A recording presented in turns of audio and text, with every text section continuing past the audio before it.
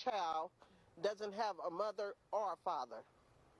And that's saddening for me, for real.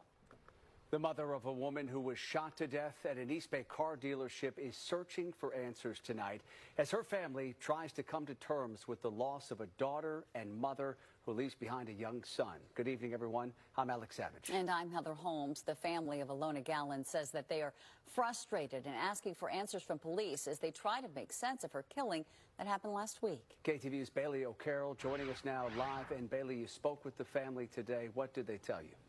That's right, Heather and Alex. The family told me they are in shock and sad that 24-year-old Alona Gallon was killed in what they say was a senseless shooting. They told me that they're also frustrated by the lack of answers police have given them.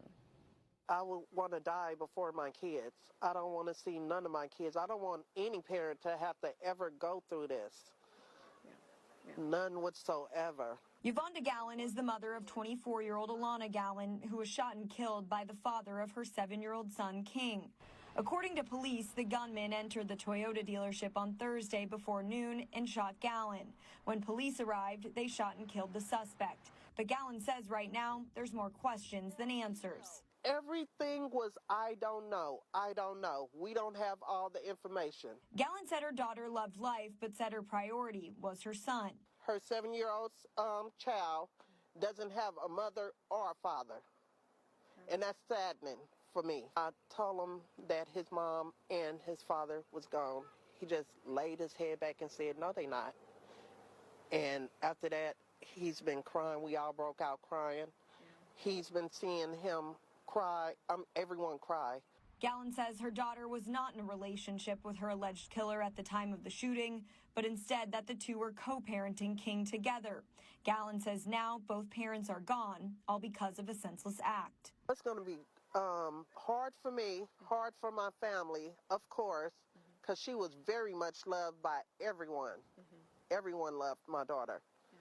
And that her son, he's going to need therapy. I'm going to need therapy.